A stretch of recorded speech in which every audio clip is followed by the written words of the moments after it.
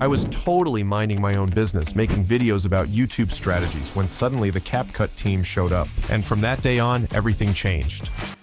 You see, it was my fault in the first place. I made a video about After Effects techniques using CapCut, and that video got 50,000 views in just 2 weeks. It made me question everything. I'm not gonna lie, I was an Adobe user, and with a name like DaVinci, people were already confused when I made videos about editing. What was I supposed to do? Who was I making videos for? Am I Batman? No. Batman is that guy. Maybe Superman? No, the suit would be too tight and uncomfortable. I needed to put the dots together and figure it all out. And after all those sleepless nights and endless thinking, I finally did it. But now let's just move on with CapCut. I'm going to show you 4 tricks that will take your videos to the next level. You might have seen my previous videos and noticed that glowing line effect that caught your attention. Now we're going to recreate it in CapCut. First, import your video into CapCut's timeline. Then, create a text layer and type underscores until it matches the line you want in your video. Scale down the line and make sure it fits perfectly over the line you want to glow. Next, change the color of your line to whatever you prefer. I'm choosing cyan. Go to the glow option and increase both the intensity and range. You can also change the color of the glow. I chose blue. Finally, create a compound clip. Now let's animate it.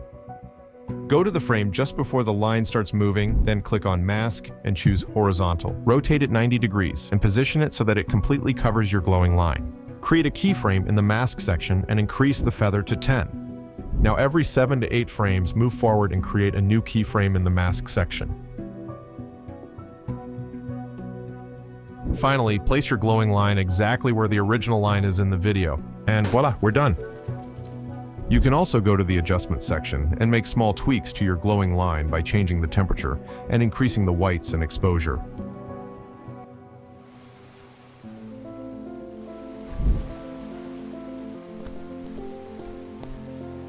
You know what, that guy? You can save people when they need you, but I'm not sure I can do that. Maybe I'm not a superhero like you. Anyway, let's move on to the second trick, the counting effect.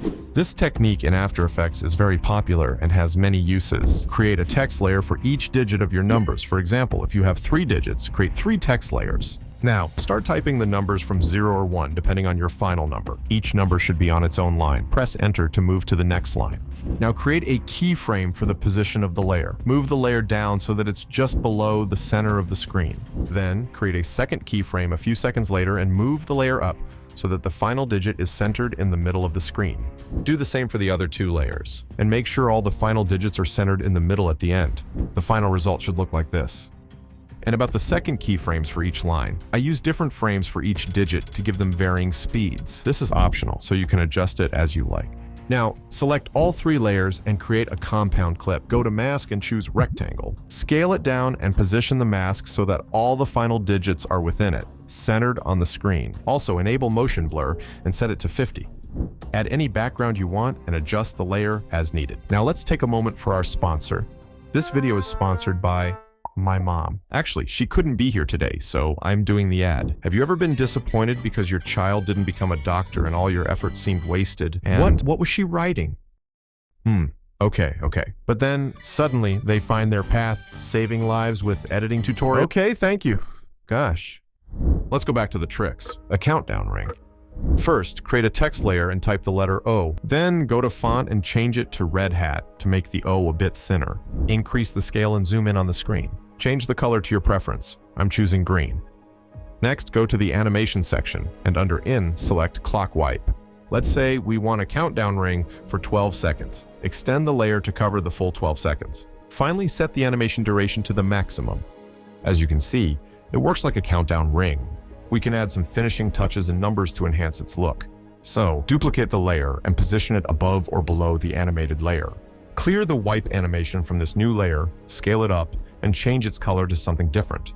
Now, it's time to add numbers. Just don't waste your time creating text layers and adding numbers one by one, especially if the countdown is long. Instead, ask ChatGPT to create an SRT file for a 12-second countdown.